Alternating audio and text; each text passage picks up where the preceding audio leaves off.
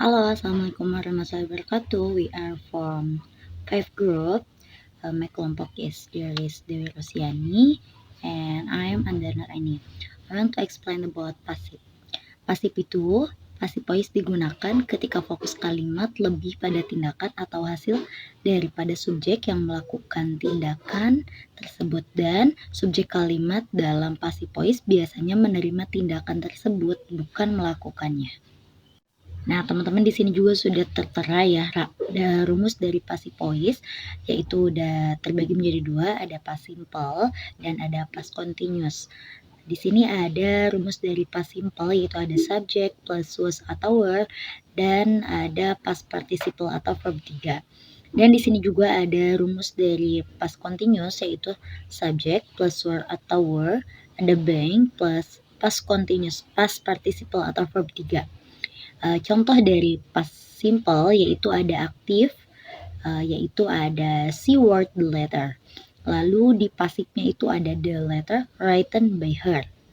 Lalu contoh dari past continuous itu ada aktif. Di sini ada they were painting the wall. Lalu di pasif ada the wall was being painted by them. Nah, di sini juga ada rumus passive voice ya, teman-teman. Nah, di sini juga terbagi menjadi dua, ada present simple sama present continuous. Di present simple rumusnya ada subject plus to be plus past participle atau verb 3. Di present continuous rumusnya ada subject plus to be plus being plus past participle atau verb 3. Contoh dari passive voice yaitu ada aktif, yang pertama dari tidak aktif yaitu they clean the room. Lalu ada pasif, the room is cleaned by them. Ada lagi contoh di present continuous, ada they are building the house. Lalu di pasifnya itu ada the house is being built by them. Di sini ada rumus passive voice juga, yaitu present perfect atau future simple ya. Rumusnya di present perfect ada subject plus have atau has, lalu ada been, lalu ada past participle atau verb 3. Di future simple juga ada subject, ada will, ada be, ada past participle atau verb 3. Contoh dari rumus passive voice yang aktifnya yaitu ada she has finished the report. Lalu di pasifnya ada the report has been finished by her. Lalu di example yang future simple itu ada they will deliver the package. Lalu di pasifnya ada the package will be delivered by them. Assalamualaikum warahmatullahi wabarakatuh. Perkenalkan, nama saya Dewi Rosiani dengan NPM 2022-1250-1117. Di sini saya dari kelompok 5 ingin menjelaskan tentang materi advanced structure yang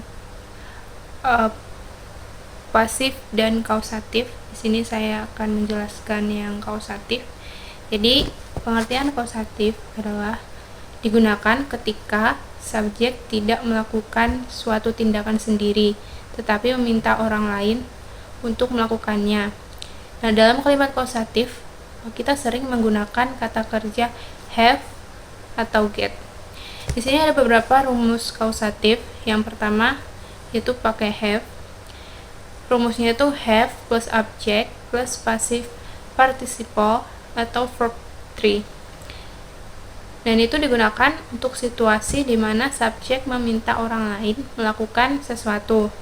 Contohnya itu seperti had my car washed yesterday. Itu artinya saya meminta seseorang untuk mencuci mobil saya kemarin. Berarti kan itu kayak meminta orang lain untuk mencuci mobilnya, seperti itu. Terus yang selanjutnya itu menggunakan rumus get. Itu rumusnya get object past participle verb 3 itu digunakan sama seperti yang have, tapi kalau yang get itu lebih informal.